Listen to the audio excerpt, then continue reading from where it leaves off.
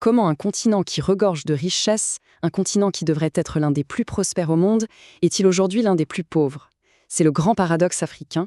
Un paradoxe qui nous touche tous et qui est au cœur de l'histoire économique du continent. Et aujourd'hui, on va essayer de comprendre pourquoi. Bienvenue sur Deep Talk. La question est simple, elle est directe. Pourquoi? Comment on en est arrivé là?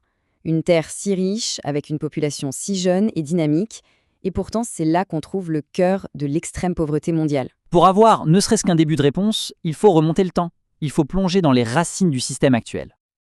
Si on regarde les chiffres, c'est frappant. Plus de 60% des personnes en situation d'extrême pauvreté sur la planète vivent aujourd'hui en Afrique. Et le pire, c'est que ce n'est pas en train de s'améliorer. La Banque mondiale a fait une projection et elle est alarmante. Ce chiffre pourrait monter à 90% d'ici 2030. On ne parle pas de statistiques là, on parle de millions et de millions de vies humaines. Pour comprendre, il faut absolument commencer par là, l'héritage colonial. Les économies africaines d'aujourd'hui, elles ne sont pas nées de rien. Exactement. Elles ont été construites, façonnées par une histoire qui a organisé le continent, non pas pour son propre développement, mais pour servir des intérêts extérieurs.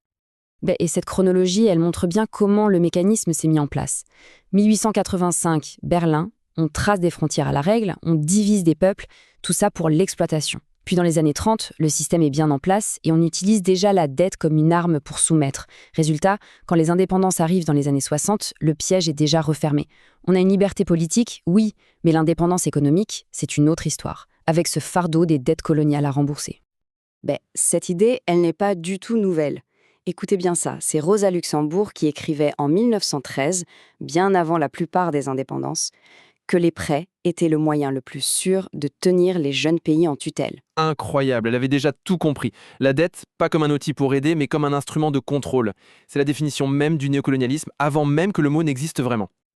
Et voilà où on voulait en venir. Après les indépendances, le système ne disparaît pas du tout. Il se transforme, il devient plus subtil, plus complexe. Mais l'objectif final reste exactement le même. Continuer à extraire la richesse du continent. La machine est juste plus sophistiquée.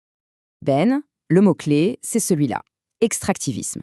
Ce n'est pas juste le fait de prendre des ressources du sol, c'est tout un modèle économique, une logique qui fait que les économies africaines sont tournées vers l'exportation brute. C'est ça. On prend les matières premières, on les envoie ailleurs à l'état brut.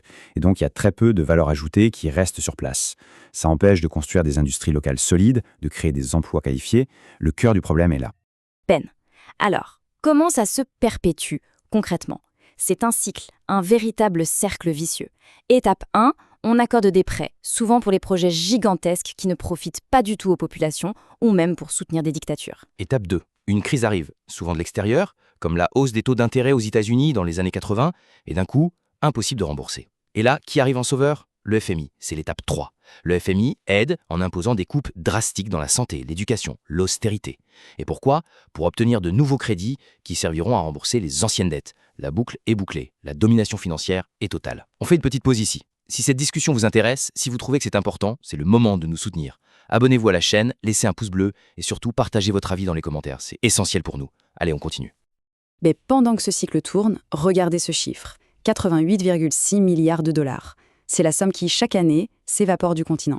C'est ce qu'on appelle les fuites de capitaux illicites. La corruption, l'évasion fiscale des multinationales. C'est une véritable hémorragie financière. Une saignée. Et c'est là qu'on arrive au point qui renverse toute la perspective. Quand on met tout bout à bout, ces fuites de capitaux, le remboursement de la dette, on se rend compte d'une chose incroyable. Il y a plus d'argent qui quitte l'Afrique qu'il n'y entre avec l'aide au développement ou les investissements. Les sources qu'on a analysées le disent clairement. L'Afrique est en réalité un créancier net du reste du monde. L'image du continent pauvre, assisté par un Nord généreux, c'est une fiction. C'est même le contraire qui se passe. Bien sûr, on ne peut pas tout mettre sur le dos des facteurs externes. Il y a une autre pièce maîtresse dans ce puzzle, et elle est interne. C'est la question de la gouvernance. Absolument. La capacité d'un pays à résister à ce système, ou au contraire à y participer activement via ses élites, ça dépend énormément de la qualité de sa propre gouvernance. La bonne gouvernance, c'est quoi au juste?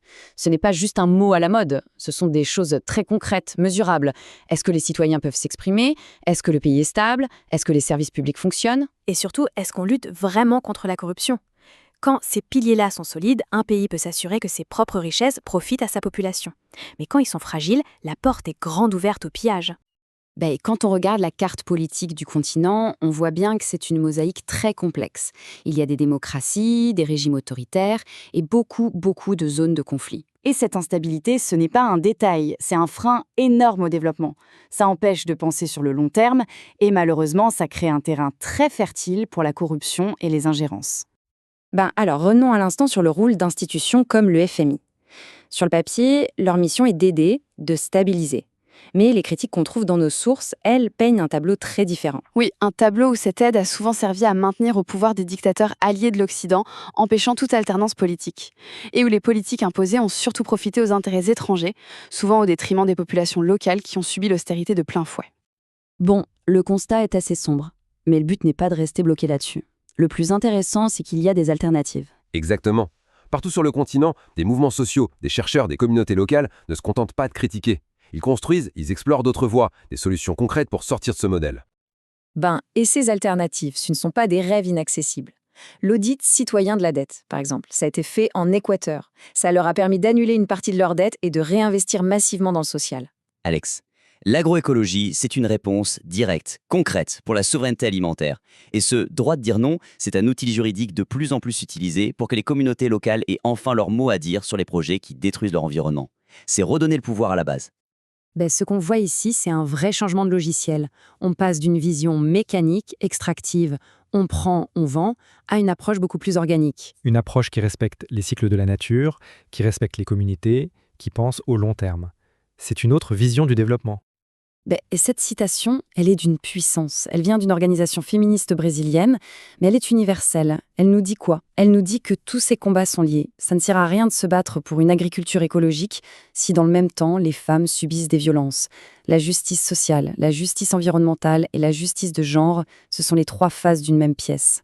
On ne peut pas guérir la Terre si on ne guérit pas les relations humaines. Alors, après tout ça, qu'est-ce qu'on retient? Quel est le grand défi qui se dresse devant nous? C'est la question fondamentale. Le point central, il est là. Le vrai changement, ça ne sera pas juste un petit ajustement du système. Ça demande une transformation radicale. Il faut changer de logiciel, passer de la dépendance à la souveraineté, de la compétition à la solidarité, de l'exploitation à la durabilité. C'est un changement de paradigme complet. C'est la question qui reste, bien sûr. Il n'y a pas de réponse magique. Mais toutes les pistes qu'on a vues, la justice climatique, la souveraineté alimentaire, les audits de la dette, une économie féministe, elles montrent que des chemins existent. Ils sont là. Le plus grand défi, finalement, il est politique. C'est celui de construire les rapports de force à l'intérieur de nos pays et au niveau international pour que ces alternatives ne soient plus des exceptions, mais qu'elles deviennent la nouvelle norme. Merci de nous avoir suivis pour cette analyse. Un grand merci à tous ceux qui s'abonnent et qui soutiennent la chaîne. Votre soutien est notre moteur. On vous promet les meilleures discussions pour la suite. D'ici là, n'hésitez pas à continuer le débat dans les commentaires et à vous abonner si ce n'est pas déjà fait. À très bientôt.